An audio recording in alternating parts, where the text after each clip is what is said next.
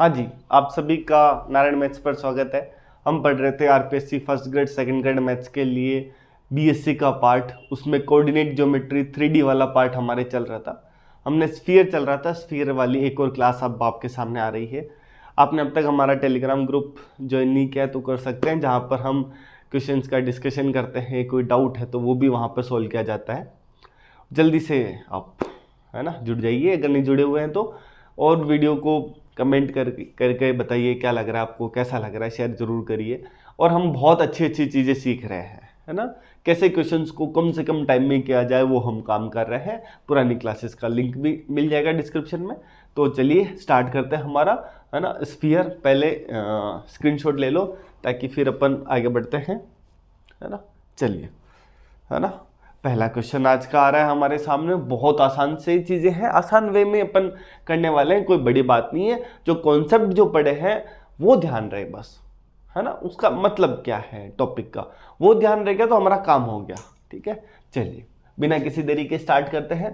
पहला क्वेश्चन है, यदि गोले x² + y² + z² = r² का कोई स्पर्शी समतल, मतलब टेंजेंट प्लेन कह रहा है ना, निर्देशीय अक्षों मतलब कोऑर्डिनेट एक्सिस जो है उनके अंतखंड ABC काटता है। अच्छा, कोऑर्डिनेट एक्सिस के अंतखंड क्या होते हैं, ये सारी चीजें अपन 1 बाय 1 डिस्कस करते हैं। यहाँ पे देखना, ये कोऑर्डिनेट एक्सिस से अंतखंड A, B और C काटता है तो क्या कंडीशन होगी। अच्छा, उसी के ऊपर नीचे एक क्वेश्चन और लिखा है मैंने, देखना। ये स्टैंडर्ड है, बार बार पूछा गया है, इस बार ये पूछा जा सकता है। क्या कह रहा है, देखो सेम गोला दिया, कोई स्पर्श समतल है, निर्देशांकों को क्या कह रहा है, 1, 2, 3 अंतखंडों में काटता है। ABC की जगह 1, 2, 3, तो R का मान क्या है। यहाँ क्या, R में कुछ ना कुछ रिलेशन है, यही है ना। तो अब अपने को क्या है कि इनमें से वैल्यू चाहिए। मैं कह दूं इसका आंसर ये है, कैसा है अभी बताएंगे। अगर इसका आंसर ये है तो यहां से R कितना होगा ये देख लो। R कैसे होगा, यहां से R का मान निकालना है तो 1/a² + 1/b² + 1/c², ये करना है ना। मान लेते हैं, कैसे आएगा भी दिखाते हैं। अपने को सॉल्व करने के लिए जगह हो जाएगी, = 1/r², है ना। सॉल्व करो, अपॉन में 36, है ना, अपॉन में 36, ऊपर कितना आ जाएगा यहां से 36 + 9 + 4 49, 49/36, 49/36 मतलब 1/r² = ये मिलेगा, है ना। तो 1/r² = 7/6, तो r = 6/7, फर्स्ट ऑप्शन। ठीक है, ये तो आ गया हमारे पास। कैसे हम इसको सॉल्व करें, अब ये रिलेशन कहां से है वहां पर चर्चा करते हैं। बहुत छोटा सा सॉल्यूशन है, एग्जाम में तुमको ये याद नहीं हो फिर भी इस क्वेश्चन को कैसे कर सकते हो वो भी अपन डिस्कस करेंगे 1 बाय 1। हमको थोड़ी जगह चाहिए थी, हमको जगह मिल गई, है ना।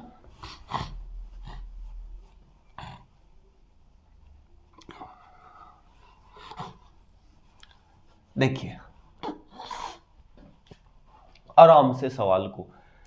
अच्छा, कोई निर्देशांक, इसका कोई स्पर्श तल है ना, और एक्सिस को कहां काट रहा है, अंतखंड A, B और C, है ना। मतलब एक्स एक्स पे जहां पे काट रहा है वो जो पॉइंट है A 0 0, वाई एक्सिस पे जो काट रहा है वो 0 B 0, और जेड एक्सिस पे 0 0 C, ये बात हो रही है। तो यहां से आप देखिए किसी पॉइंट पर इसका जो टेंजेंट प्लेन है वो क्या होगा, x(x1), y(y1), z(z1) = r²। मैंने क्या कहा था, x² की जगह x(x1) और ऐसे कर देना अपने को। ठीक है, अब जो ये है हमारे पास, x एक्स पे कितना अंतखंड काटता है, a काटता है। कितना काटता है, a। तो अब यहां से अपन क्या कर सकते हैं, समझिए कि x एक्स पर क्या होगा, ये सारी टर्म 0 हो जाएगी। तो x एक्स पर हमारे पास जो है यहां से जो x(x1) = जो है, अपन ऐसे नहीं जाते हैं, इसका एक और तरीका देख लेते हैं, है ना। ABC अंतखंड काटता है यहां से, ये टेंजेंट प्लेन आ रहा है। अच्छा, ABC अंतखंड काटने वाले, एक्सो से ABC अंतखंड काटने वाले समतल की समीकरण क्या है,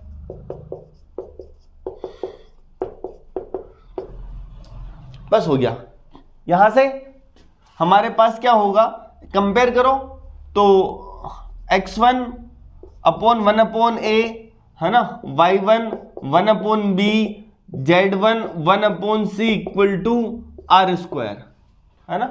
तो यहां से क्या आ जाएगा हमारे पास, ये जो आएगा ax1, तो x1 इक्वल टू कितना आ जाएगा हमारे पास, a यहां आ जाएगा तो r स्क्वायर अपॉन a, क्या आ जाएगा, r स्क्वायर अपॉन a।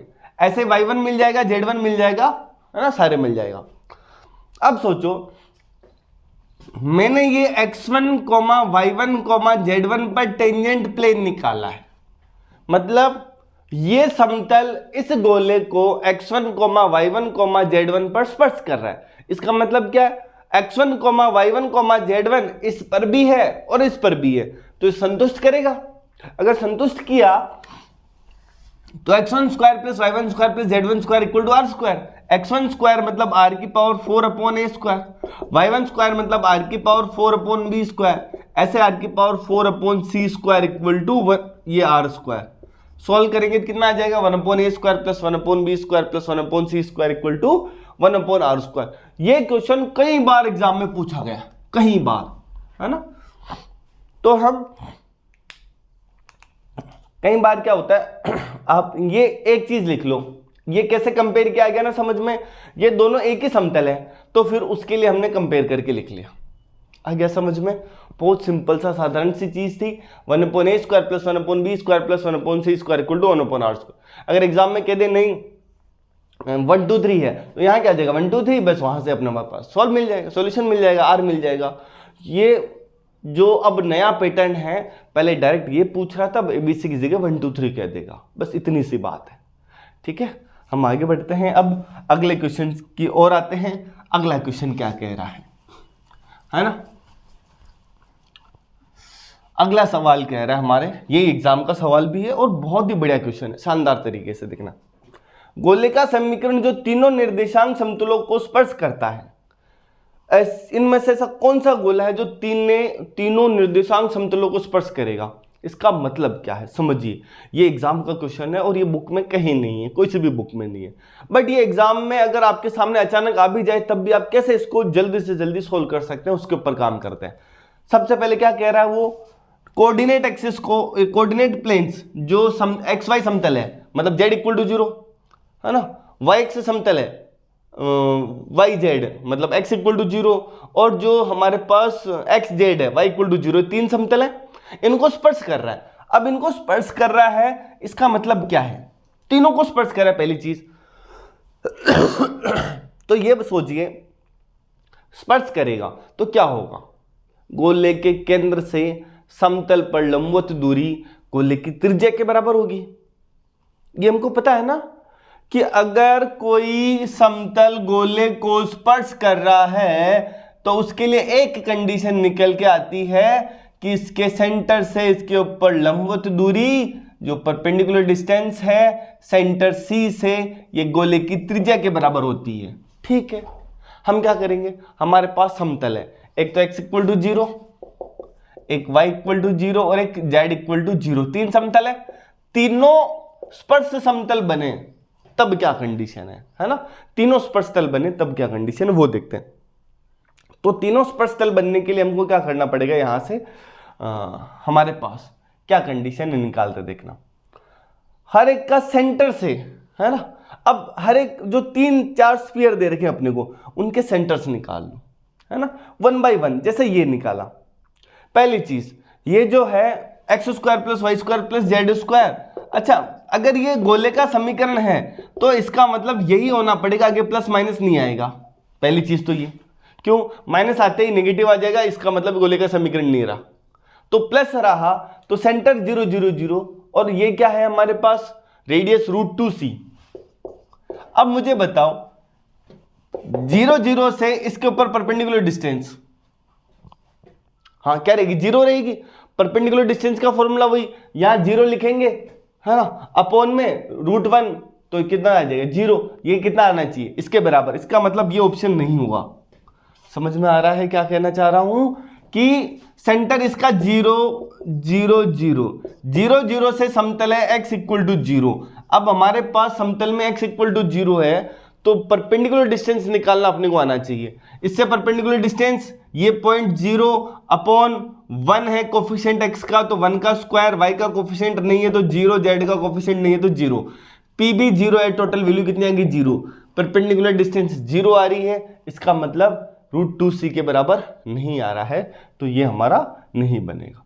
अब अगले ऑप्शंस की ओर जाते हैं, जैसे यहाँ पे है ना, जैसे यहाँ पे क्या है, जो हमारे पास सेंटर के कोऑर्डिनेट हैं वो क्या कितने हैं, c/3, c/3, c/3 दिख रहा ना, सेंटर के कोड है ना, सेंटर c/3, c/3, c/3, ठीक है। तो अब c/3, c/3 से हम परपेंडिकुलर डिस्टेंस निकालते हैं x = 0 से, है ना, प्लस माइनस c/3, c/3, हाँ जी, c/3 अपॉन x की जगह प्लस माइनस c/3 अपॉन 1 √1, तो c/3 ही आ रहा है। इसकी रेडियस कितनी है, u² + v² + w², मतलब c/3 × √3, कैसे, c² + c²/9 + c²/9, है ना, तो ये सॉल्व कर कुरा के ये आ जाएगा। इसमें भी बराबर नहीं आ रहा है, इस पे आ जाओ, इसमें क्या आ रहा है, सेंटर CCC है ना, CCC, ठीक है। तो सेंटर से डिस्टेंस कितनी आ रही है इसकी, c/1, तो c आ रही है। रेडियस क्या होगी, c² + c² + c² - 2c², root solve करेंगे तो c, इसका मतलब ये ऑप्शन है। हाँ, ये तो मतलब x = 0 बन रहा है, y = 0, z = 0 भी पॉसिबल है। तो कई बार क्या होता है, हमको एग्जाम में ये दिमाग लगाना होता है कि यार आसान वाला सेंटर कौन है, इसका है CCC, है ना।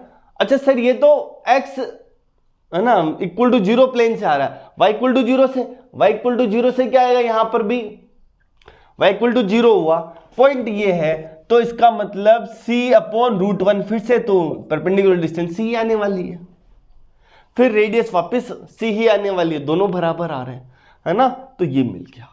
आगे बात समझ में, ये बिल्कुल वही है जैसे हम, है ना, यहां से तुम ये भी काम कर सकते हो। देखना, एक चीज और दिखाता हूं तुमको, आसान, बिल्कुल आसान, ये तरीका है। दूसरा तरीका है क्या है ना, दूसरा तरीका क्या है, जैसे इसको समझो, ये रहा, है ना, इसको समझो, तुमको ये सवाल बड़ी आसानी से हो जाएगा।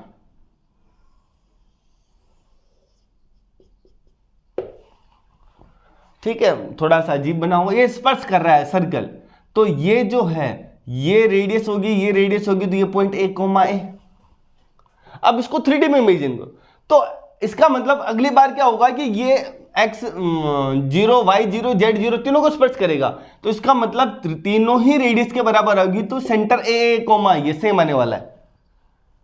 समझ में आया, सर्कल से यहां इमेजिन कर लिया, तो तीनों का रेडियस मतलब सेंटर सेम आने वाला है, सेंटर सेम आ रहा है, तो सेंटर सेम और कौन सा आने वाला है, ए टाइप का, पर सेंटर सेम यहां सब, यहां पर भी सेम आ रहा है, यहां पर भी सेम आ रहा है, यहां पर भी सेम आ रहा है, और यहां पर भी सेम आ रहा है, तो इसकी फॉर्म क्या होगी, x - a का whole square plus y - b का, है ना, a का whole square plus z - a का whole square equal to r², है ना, r² आने वाला है।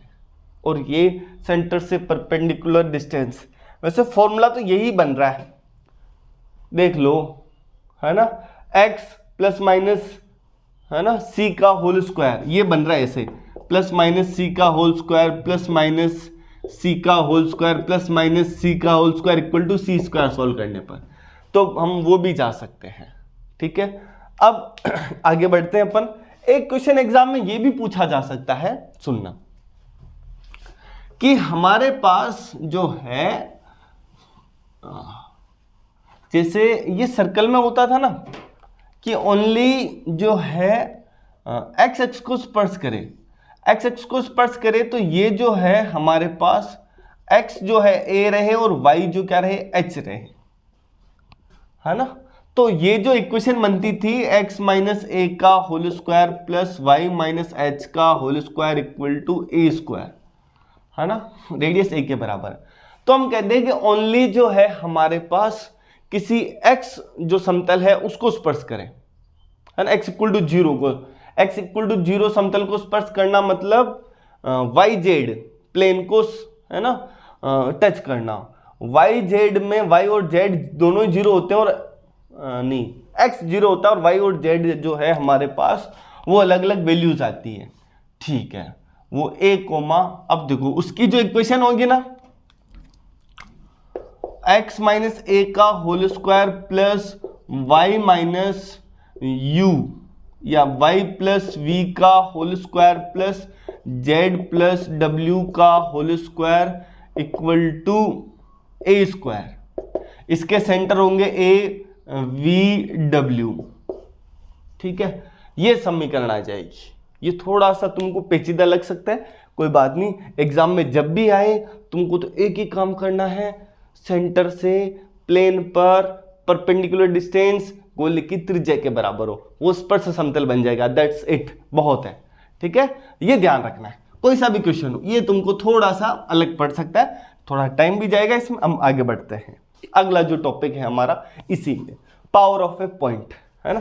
पहली चीज एग्जाम में कभी भी पूछा जा सकता है, जैसे अपन ने वो पढ़ा था ना कि भाई स्फीयर और समतल का इंटरसेक्शन एक सर्कल होता है, वैसे ही एक और स्टेटमेंट बना के कह दे कि किसी पॉइंट की जो पावर है, जो शक्ति है, वो हमेशा कांस्टेंट होती है।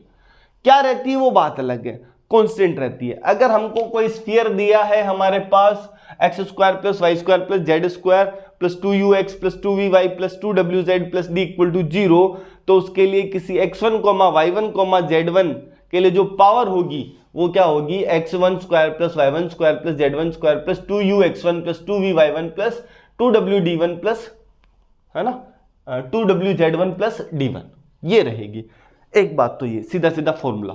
दूसरा, थ्योरेटिकल वे में क्या कहते हैं कि यार देखो ए जो है हमारे पास P और Q, है ना, एक स्ट्रेट लाइन है जो हमारे पास APQ से गुजर रही है, और AP जो P और Q ऐसे पॉइंट हैं जिनके लिए AP और AQ का जो डिस्टेंस का प्रोडक्ट है वो A से अगर मैं इसके ऊपर यहां टेंजेंट डालूं तो 80 स्क्वायर के बराबर आ जाए, तो वो जो है हमारे पास इस A की जो है पावर आ जाती है, पहली चीज। दूसरी चीज, एक क्वेश्चन सिंपल सा कभी भी बन सकता है, अगर किसी पॉइंट की पावर 0 आ रही है तो वो पॉइंट स्फीयर पर होगा, बाकी नहीं आएगी कभी भी। क्यों नहीं आएगी? क्योंकि पावर 0 होने के लिए स्फीयर की इक्वेशन इक्वल टू 0, है ना। तो स्फीयर पर आने वाले हर एक पॉइंट की पावर कितनी होगी? 0 होगी, इफ एंड ओनली इफ, ठीक है। तो नोट लगा के लिख रहा हूं, लिखा नहीं है मैंने। गोले के प्रत्येक बिंदु की पावर 0 होती है। दूसरी चीज, है ना, दूसरा, किसी बिंदु की पावर 0 है ना, तो यदि और केवल यदि बिंदु गोले पर स्थित है, ठीक है। ये स्टेटमेंट बना के कभी भी पूछा जा सकता है, सिंपल सी बात है। भाई 0 कब होगी? जब ये समीकरण को संतुष्ट कर जाए गोले की, और गोले के समीकरण को संतुष्ट करना मतलब वो पॉइंट गोले पर हो जाना। ये कभी भी पूछा जा सकता है इस टॉपिक से, ठीक है। बाकी तो हमको फॉर्मूला है, ध्यान रखना है ना, ज्यादा उसमें अपने को नहीं जाना है। फिर आगे बढ़ते हैं, प्लेन ऑफ कॉन्टैक्ट, है ना। चलिए, संपर्क समतल, देखो इनके इक्वेशंस बहुत निकालना बहुत आसान है ना, सिंपल सी बातें हैं कुछ कुछ जो हम यहां जो लिखा हुआ है उससे एक्स्ट्रा क्या निकाल सकते हैं। जैसे ये बात थी, है ना, अब पावर ऑफ पॉइंट 0 हो जाए, ये बाई चांस एग्जाम में आ जाए तो कुछ लोग तो बिल्कुल आराम से, हाँ ठीक है 0 आ रहा है मतलब गोले के समीकरण को संतुष्ट कर रहा है, इसका मतलब वो पॉइंट गोले पर होगा, सिंपल सी बात है। बट कई बार नहीं समझ आओ तो पता नहीं क्या है, तो ये जरूर तुमको लिखा दिया है, ठीक है, ध्यान रखना। आगे ना समझ, 0 होना मतलब गोले के समीकरण को संतुष्ट करना, बस। आगे, प्लेन ऑफ कॉन्टैक्ट, संपर्क समतल, गोले के वे सभी बिंदु जिनके स्पर्श समतल बिंदु P x1, y1, z1 से गुजरते हैं वह समतल होता है तथा संपर्क समतल कहलाता है। तो वो दो चीजें मैंने लिखी यहाँ पे, एक तो डेफिनेशन भी लिखी और साथ में इसमें एक एक्स्ट्रा जो छुपी हुई चीज है ना वो लिखी है। स्टेटमेंट बना के क्या क्वेश्चन पूछा जा सकता है देखना। हाँ, गोले के वे सभी बिंदु जिनके स्पर्श बिंदु P x1, y1, z1 से गुजरते हैं वह समतल होता है। ये स्टेटमेंट बना के दे दे तुमको, ये पूरा क्या कह रहे हैं, संपर्क जो है प्लेन ऑफ कॉन्टेक्ट, उसका मतलब भी क्या होता है ये देखते हैं। जैसे देखना, मेरे पास एक गोला है और ये पॉइंट ए है ना, ठीक है। अब मैं क्या कह रहा हूं, P से गुजरने वाले ऐसे जितने भी टेंजेंट प्लेन हैं, क्या कह रहे हैं, P से गुजरने वाले जितने भी टेंजेंट प्लेन है, जैसे ये एक टेंजेंट प्लेन है ना, एक टेंजेंट प्लेन ये रहा, ठीक है। P से गुजरने वाले जितने भी टेंजेंट प्लेन है, जितने भी है ना, पॉसिबल है, बहुत सारे होंगे। हम कह रहे हैं वो सभी किसी एक समतल पर होंगे, वो सभी एक समतल पर होंगे, समझ रहे हो, वो ऐसे कुछ बनने आएंगे। इसका मतलब क्या है, वो जिस समतल पर होंगे वो समतल होगा, है ना, प्लेन ऑफ कॉन्टेक्ट, संपर्क समतल। आया समझ में। इस पॉइंट P से गुजरने वाले जितने भी स्पर्श समतल हैं, जितने भी स्पर्श समतल है ना, अब उनके लिए मैं कह रहा हूं ये जो पॉइंट है गोले के, वो किसी समतल पर स्थित होंगे, है ना, वो किसी समतल पर स्थित होंगे, और वो जो समतल होगा उस समतल को कहते हैं संपर्क समतल। और उसकी इक्वेशन कैसे निकालते हैं, उसके लिए वही काम करते हैं कि भाई हमारे पास जैसे किसी गोले का किसी पॉइंट पर टेंजेंट प्लेन निकालते हैं, वैसे ही उस गोले का संपर्क समतल निकालते हैं। टेंजेंट प्लेन कैसे निकालते हैं, x1, y1, z1 पर x² की जगह x1, है ना, 2x आ रहा है तो x प्लस x1, सेम चीज यहां निकाल रही है। देखो, यदि गोले का समीकरण ये है तो इस पॉइंट x1, y1, z1 पर संपर्क समतल क्या होगा, x1 plus y1 plus z1 plus ux plus x1 plus vy plus y1 plus wz plus z1 plus d equal to 0। ठीक, ये स्टेटमेंट बना के कभी भी पूछा जा सकता है, स्टेटमेंट कौन सा ट्रू होगा। एक स्टेटमेंट ये दे दे यदि और केवल यदि वाला, और दूसरा ये दे दे कि गोले के वे सभी बिंदु जिनके स्पर्श बिंदु P x1, y1, z1 से गुजरते हैं, है ना, वो सभी स्पर्श समतल। देखो, वो सभी स्पर्श समतल, ये स्पर्श समतल है, एक ये स्पर्श समतल है, और भी स्पर्श समतल बनेंगे। ये सभी इस बिंदु A से गुजर रहे हैं, एक की जगह P नाम दे दो, ठीक है। तो ये जो पॉइंट है गोले, ये जिस समतल पर होंगे वो समतल होता है संपर्क समतल। और बड़ी बात ये है कि ये जो गुजरते हैं वो एक समतल होता है। ये एग्जाम में कभी भी पूछा जा सकता है, ठीक है। आगे बढ़ते हैं। दूसरा, संपर्क समतल और गोले का प्रतिच्छेदन हमेशा एक वृत्त आएगा। क्यों आएगा? क्योंकि संपर्क समतल जो है हमारे पास, हाँ, दूसरी चीज, ये जो पॉइंट P है, ये जो पॉइंट P है, ये अगर गोले पर ही है तो संपर्क समतल स्पर्श समतल बन जाता है। क्या कह रहे हैं? ये पॉइंट P अगर गोले पर ही है तो संपर्क समतल क्या बन जाता है ना, स्पर्श तल बन जाता है, ठीक है, ये ध्यान रहे, है ना। P से जाने वाले गोले के सभी स्पर्श बिंदु जिस तल पर विद्यमान है, देखो क्या लिखा है, P से, इस पॉइंट P से जाने वाले गोले के सभी स्पर्श, हाँ, सभी जाने वाले P से जाने वाले गोले के सभी स्पर्श समतल या स्पर्श बिंदु, ठीक है, जिस तल पर विद्यमान है उसको कहते हैं अपन संपर्क समतल, ठीक है। अच्छा, दूसरी बात, यहां पर तीसरा नोट एक और लगा देते हैं। यदि P गोले पर है तो संपर्क समतल स्पर्श समतल हो जाता है।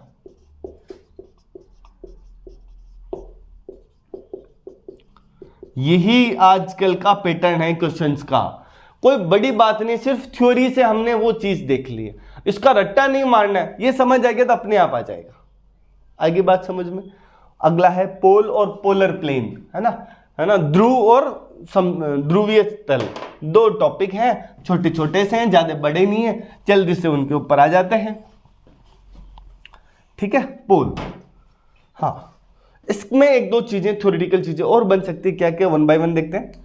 स्थिर बिंदु ए से जाने वाली वेरिएबल लाइन, एक कोई फिक्स्ड पॉइंट है, यहां पर वेरिएबल मतलब चर रेखाएं अलग अलग कुछ भी हो सकती है, जैसे समझना, एक लाइन ये रही, एक लाइन ये रही, एक लाइन ये रही, समझ रहे हो ना, ऐसे अलग अलग लाइन, कहां से, ए से गुजरने वाली। अच्छा, इस पे कोई पॉइंट P है, इस पे कोई पॉइंट Q है ना, सेम यहां पर एक पॉइंट होगा, एक पॉइंट यहां, एक पॉइंट यहां, एक पॉइंट यहां। ठीक, अब मैं क्या कह रहा हूं, इस पर कोई R है, ऐसे यहां कोई R होगा, यहां कोई R होगा, समझ रहे हो।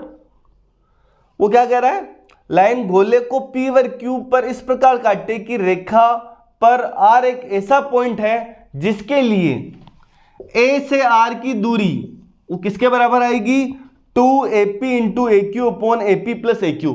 ये जो है हार्मोनिक प्रोग्रेशन की मीन की कंडीशन है, HM, है ना। तो अपन क्या करेंगे, HP में है, AP AR AQ HP में हो।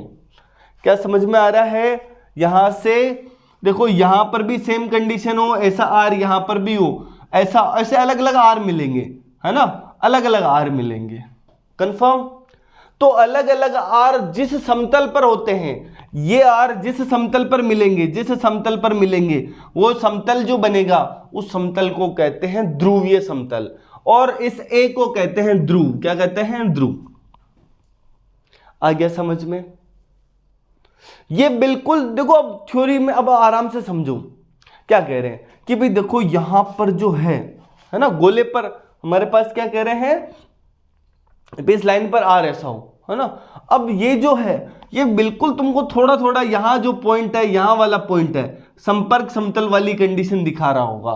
तो इसकी जो समीकरण है ध्रुवीय समतल की, है ना, ध्रुवीय समतल की समीकरण हम कैसे निकालेंगे, T इक्वल टू 0। देखो, टेंजेंट प्लेन जो निकालते हैं उसी तरीके से, मतलब यही आएगी। आगे बात समझ में। दोनों डिफरेंट है, ध्यान रखना, पर इक्वेशन सेम आएगी।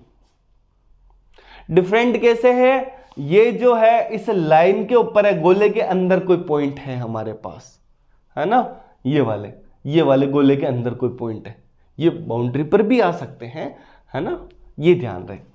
फिर आगे बढ़ते हैं, क्या कह रहे हैं, एक तो HP में वो पहला नोट, दूसरा जो पोलर प्लेन है वो T इक्वल टू 0 से निकाल सकते हैं। पोलर प्लेन क्या होगा, इन R के बिंदुओं का बिंदु पथ जो होगा वो पोलर प्लेन होगा। और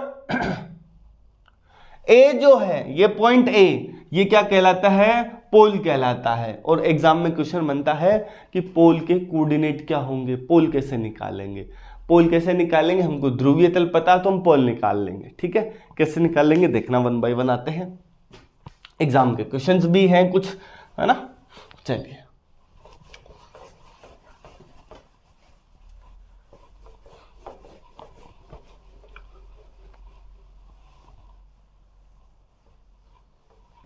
देखना क्या कह रहा है, LX plus MY plus NZ equal to P का x² plus y² plus z² equal to a² के सापेक्ष ध्रुवीय, ध्रुव जो है ये पोल ही है। अब मैं कह दूं, ये अगर इसका ध्रुवीय तल है तो इसके अकॉर्डिंग क्या होगा, इसके अकॉर्डिंग तो जो स्पर्श समतल निकालते हैं वही होगा। तो मतलब x1, y1, z1 पर स्पर्श तल कैसे निकालेंगे। अब हम कह रहे हैं कि भाई जो LX plus MY plus NZ equal to P है वो सेम है, दोनों एक ही है। तो क्या होगा, इनके कोफिशिएंट का जो रेशियो है वो सेम आएगा सबका। इसका मतलब L upon x1 equal to M upon y1 equal to N upon z1। आपको एग्जाम में बस ये निकाल के P अपॉन r², तो x1 इक्वल टू कितना आएगा, x1 L² अपॉन P, यहां r² है कि a² है, यहां a² है तो a² कर देंगे, यहां a² आ जाएगा और यहां पे क्या आएगा a²। तो x1 क्या आ रहा है, LA² अपॉन P, y1 क्या आएगा, L और P, तो मतलब a² और P तो सेम है, बाकी क्या चेंज होगा, यहां M आएगा फिर N आएगा। तो पोल के कोऑर्डिनेट क्या आ गए, l square upon p comma m square upon p comma n square upon p. आ गया समझ में? कोई बड़ी बात, सिंपल सा कि भाई हमको ये कह रहा है ध्रुवीय समतल है, ध्रुवीय तल है, तो हमारे अकॉर्डिंग तो ये है, ये दोनों की सेम समीकरण है, सेम समीकरण है, तो इनके गुणांकों के अनुपात है ना बराबर होंगे, बराबर हुए तो वहां से हम x1 y1 z1 निकल गए, वही हमारा क्या आ गया, ध्रुव आ गया, निकाल सकते। एग्जाम में ये क्वेश्चन पूछा हुआ है ना, ध्रुव के निर्देशांक निकालो, तो कैसे निकालेंगे? अच्छा देखना, हाँ और दिखाता हूं मैं ये वाला, तो इसमें क्या होगा आप समझो, x1 है ना, तो मैं x1/2 इक्वल टू मैं लिख रहा हूं, देखना 16/12। सर ये क्या कर दिया? हाँ क्या होगा कि समझिए, यहां x1 आएगा प्लस समथिंग इक्वल टू 16, यहां क्या आ रहा है 2x plus something equal to 12। क्या करेंगे, कोफिशिएंट कंपेयर, तो यहां x1 है और यहां 2 है, तो x1/2 ये रहा, तो सॉल्व करेंगे तो 16 से हमारे पास यहां से ये 4/3 है, तो 8/3, x1 8/3 आ रहा है सब ऑप्शन में, ठीक है। आगे यहां से क्या है y1 और यहां से आ रहा है -3 और यहां से 4/3 है, 3 से 3 कैंसिल, -4 इन दोनों में नहीं है। अब अगला z1 अपॉन यहां क्या है 1 इक्वल टू 4/3, तो z1 4/3 मतलब थर्ड ऑप्शन। सिंपल सा सवाल है, आया समझ में? क्या किया कि भाई कंपैरिजन किया, बिल्कुल सेम तरीका यहां लगाया, ये जो था वही यहां पे किया, बस इतनी सी बात थी, है ना। आगे बढ़ते हैं, अच्छा क्वेश्चन है और सोचने वाला है, बड़े ज्यादा खास बात नहीं है। क्या क्वेश्चन में है, एक गोला दिया। अच्छा एक चीज और है सर, ये तो जो है सेंटर ओरिजिन है, रेडियस क्या है ना, सेंटर ओरिजिन है, तब के लिए निकाल रखा, इसका भी निकाल रहा हूं, सवाल भी उस पर दे रखा है। तुम तो आप तो एक काम करो, सेंटर कुछ भी दे दे तो हाँ कोई फर्क नहीं पड़ रहा, जैसे गोला दे दे x² plus y² plus z² minus x comma minus y comma minus z equal to 0। Sir ये कौन सा गोला है? ये गोला हमारा ओरिजिन 0 0 0 और 1 0 0 0 1 0 और 0 0 1 से गुजरने वाला है गोला OABC, लिख लिया ना। अब क्या है, अब अच्छा ठीक है, ये एक गोला है, ठीक है। अब क्या कह रहा हूं कि मैं कह रहा हूं जैसे 2x minus 3y plus z equal to 12, ठीक है, हाँ ये दिया है ना। अब कह रहा है कि भाई तुम एक काम करो, इसका ना ध्रुवीय समतल निकालो, निकाल देंगे। कैसे निकालेंगे? इसका सबसे पहले x1 y1 z1 माइनस, देखो यहां 2 चाहिए है ना, तो मैं काम करता हूं, एक समीकरण ऐसे लगाता हूं जिसमें ये रहो, है ना। इसका मतलब यहां क्या आ जाएगा 2 2 2 आ जाएगा, वैसे इतना सा फर्क पड़ेगा, है ना, वो कोई खास बात नहीं रहने वाली है। हाँ OABC है तो यहाँ 2 2 आ गया, ठीक है।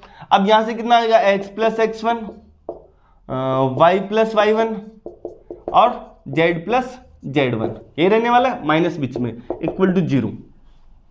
आराम से गौर से देखना, यहाँ से क्या है माइनस, तो x बाहर x1 माइनस 1, y बाहर y1 माइनस 1, z बाहर z1 माइनस 1, और फिर कांस्टेंट में क्या आएगा x1 plus y1 plus z1। ओहो ठीक है, और यहां से कितना मिलेगा 2x, कंपेयर करेंगे तो x1 minus 1/2, y1 minus 1/-3, z1 minus 1/1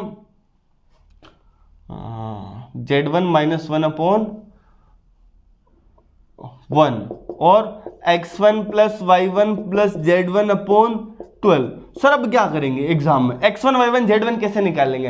अरे भाई ऑप्शन दे रखे होंगे पोल के, भाई पोल पूछ रहा होगा तो ऑप्शन दे रखे होंगे ना। माना कि मैं कह रहा हूं 1 2 3 पोल है ना, वैसे तो नहीं है 1 2 3 पोल, तो इसका मतलब 1 2 3 इसको सेटिस्फाई करना चाहिए, नहीं कर रहा तो आंसर नहीं है, समझ गए। तुम यहां से x1 कैलकुलेट करने नहीं चले जाना, भाई हमको जो पोल के कोऑर्डिनेट दिए होंगे एग्जाम में, ये नहीं पूछा गया अब तक, तो मेरे पास ऐसा ऑप्शन नहीं है, बनाना पड़ेगा, और क्या पोल है वो सॉल्व करके निकालना पड़ेगा, सॉल्व करके निकालेंगे। उससे अच्छा तुमको क्या करना है, जो भी पोल दे वो इस इक्वेशन को सेटिस्फाई करे, बस खत्म। जो कर रहा होगा वो हमारा आंसर है, जो नहीं कर रहा होगा वो नहीं है। आ गया ना समझ में क्या कहना चाह रहा हूं मैं? भाई तुम सिंपल ये काम किया, टेंजेंट प्लेन निकाला, ये इक्वेशन बनी, कंपेयर किया, यहां पहुंच गए। अब क्या करना है, जो पॉइंट है वो सेटिस्फाई करेंगे, जो नहीं कर रहा वो आंसर नहीं है। आ गया समझ में? आ जाना चाहिए, उम्मीद है ना। चलिए आगे बढ़ते हैं, अगले सवाल पर आते हैं। और सवाल कोई खास नहीं है, पर एग्जाम में पढ़ के तुम सोच सकते हो सर ये तो टॉपिक है ही नहीं हमारे, हमको कैसे पूछ लिया। अरे भाई आसान है, देख लो। एक्स स्क्वायर एक स्फीयर दिया, x square plus y square plus z square minus 4x plus 2y equal to 4। उसका स्पर्श तल का समीकरण ये है, तो गोले के व्यास का समीकरण क्या होगा? अब पहली बात, सर गोले का व्यास कैसे निकालेंगे? हाँ, स्पर्श तल दिया है, गोले का व्यास का समीकरण चाहिए, कैसे निकालेंगे? सिंपल सी बात है, ये स्पर्श तल है जी, है ना। कॉन्सेप्ट जिसको अच्छे है ना उसको कोई समस्या नहीं है सवाल सॉल्व करने में। ये स्पर्श तल है जी, ठीक है, ये टच कर रहा है, ये इसका सेंटर है, ये इसके ऊपर परपेंडिकुलर डिस्टेंस है। इसका मतलब क्या होगा कि भाई मैं इसको यहां आगे मिलाऊंगा तो ये क्या हो जाएगा? व्यास हो जाएगा। अच्छा, व्यास कहां से गुजरेगा? सेंटर से गुजरेगा। इसका सेंटर बताओ, सेंटर होगा 2 -1 0। अच्छा ठीक है। अब सर ये समतल के परपेंडिकुलर, ये 90 डिग्री है, मतलब समतल की इक्वेशन ये रही 2x - y माइनस, इक्वेशन ये आ गई x - 2/2 y + 1/-1 z/2। लो सा कौन सी इक्वेशन है? पहली समीकरण है। ये कैसे लिख दिया? हाँ, अरे भाई ये तो 3D का बेसिक कॉन्सेप्ट है ना, कि भाई समतल के परपेंडिकुलर लाइन के डायरेक्शन रेशियो क्या होंगे? इसके कोफिशिएंट होंगे, है ना। बस ठीक है, वो व्यास का समीकरण एवं तुमको उलझाने का, अभी यार व्यास कैसे निकालूंगा यार? अरे भाई सब समतल दिया है ना, जब समतल दिया, स्पर्श समतल अपने को पता है यहाँ 90 डिग्री बनता है, तो सिंपल सी बात है, एक लाइन में सवाल हो गया। वही आ रहा है ना, x - 2/2 y + 1/। तो क्वेश्चंस को देख के डरने की भी जरूरत नहीं होती कि देख के डर के पता नहीं क्या होगा, ठीक है।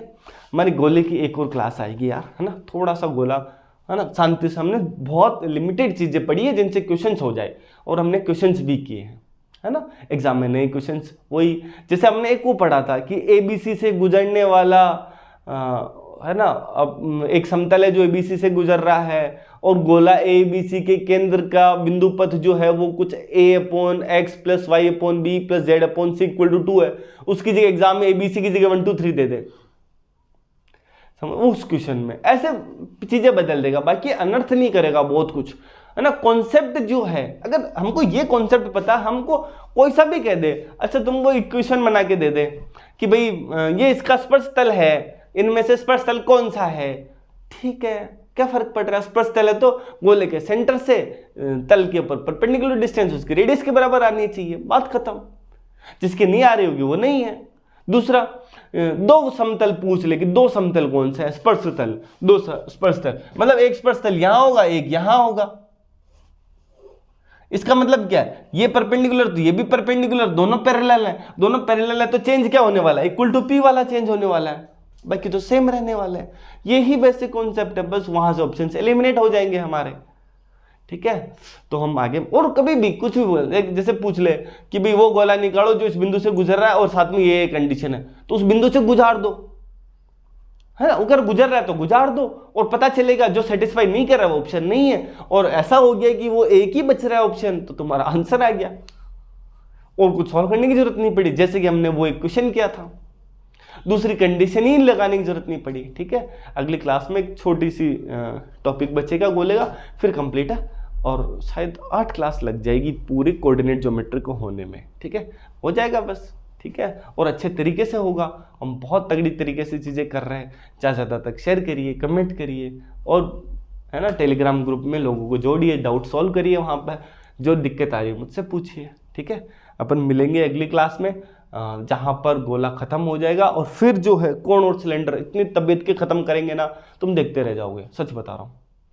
उनके क्वेश्चंस गोला तो फिर भी लोग कर लेते हैं, कोण और सिलेंडर में तो अटक जाते हैं, और हम ये जो गोले में टाइम लग रहा है उससे कम टाइम में क्वेश्चंस करके दिखाएंगे, और कम टाइम में। ऐसा है क्या? हाँ ठीक है, बस तुमको तो देखना है क्लासेस शांति से देखनी है, आराम से देखनी है, जल्दबाजी नहीं करनी जो भी देख रहे हो, है ना।